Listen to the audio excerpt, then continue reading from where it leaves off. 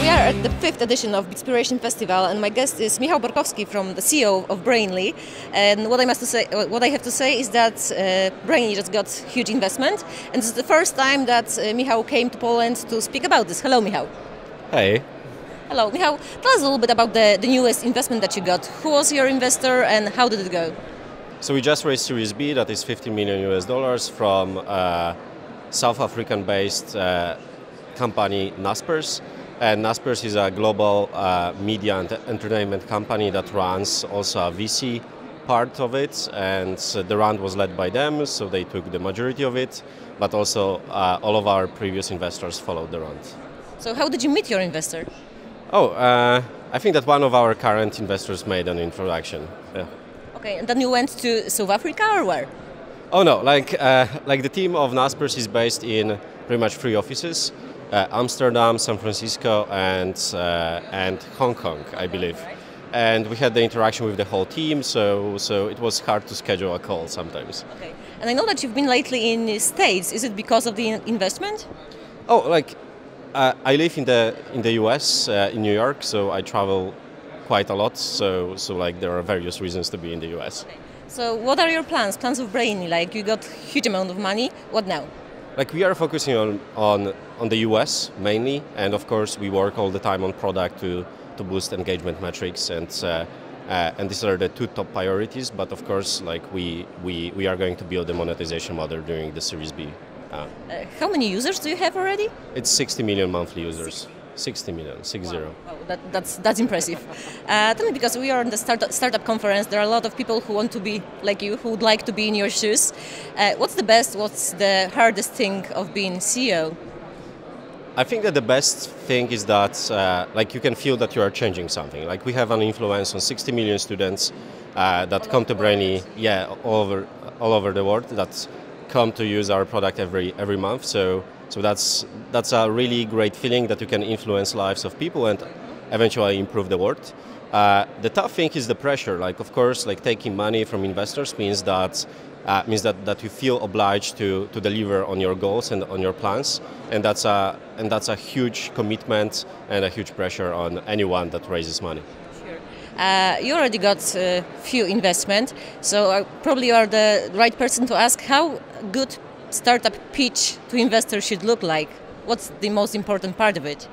I think that, like, from the high level, you should follow the typical framework that you explain the problem, then the solution, and like the typical path that you can find online.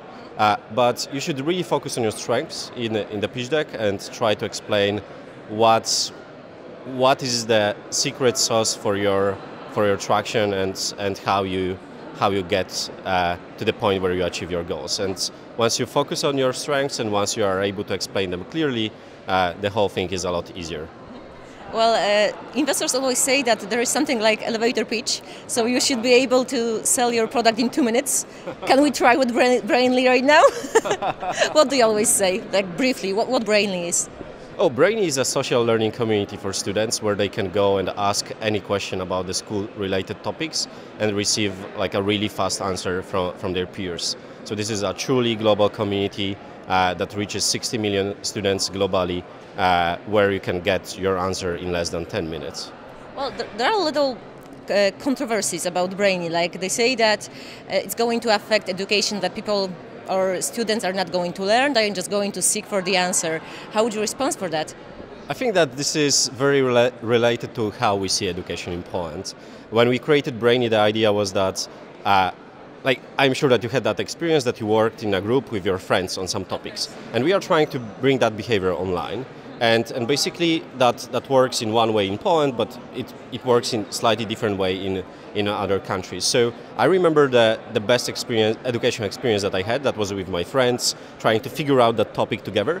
And that's the idea of Brainly, and that's something that we are trying to build. And then the usage differs between the countries. You have a lot of, let's say, teachers who answer those questions. Why those people are doing this? What's their motivation? Like the teachers have that mission to teach others and like to share knowledge, and Brainly is the greatest place for them to do that, because because this is the only place where they can influence thousands of people, not like the class of 20 or 30 or 30 students.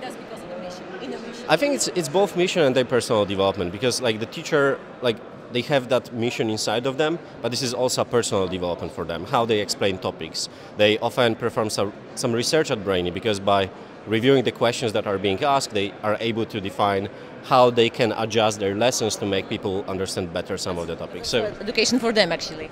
Yeah, like it's both research, personal development, and mission-driven motivation. Well, you have users all over the world. Do you see like any differences, difficulties regarding the cultural differences? Like users differ all over the world, or you don't even see this problem? Yeah, like they are slightly different, but something that is beautiful about Brainy is that the core idea of students working together in a group on a problem like is the same everywhere.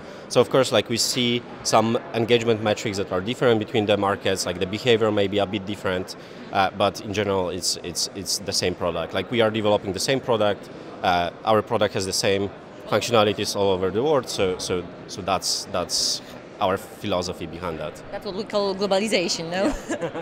Yeah. All right, so this is the hard, like busy times are coming in front of you, I believe. Oh yeah, of course. Are you going, like going back to the investment? Are you going to hire more people, or are you going to use those money somehow else? Oh, like we are still pre-monetization at the pre-monetization stage, so I believe it's really important for us to keep the team as small as possible. So of course we are going to hire people, but I wouldn't like to scale our team by like 10 times or something. Like we still need to figure out a few things in our business. Obviously we know how to generate growth, we know how to boost engagement, but monetization is ahead of us. So like this is one of the questions that we need to answer. Well, what I have to say, good luck. Actually, you are the leader, one of the leaders here in startup Polish community. So I hope everyone will get as much investment as Brainy did. Good luck and thank you for this conversation. Thank you very much. Thank you. Thank you.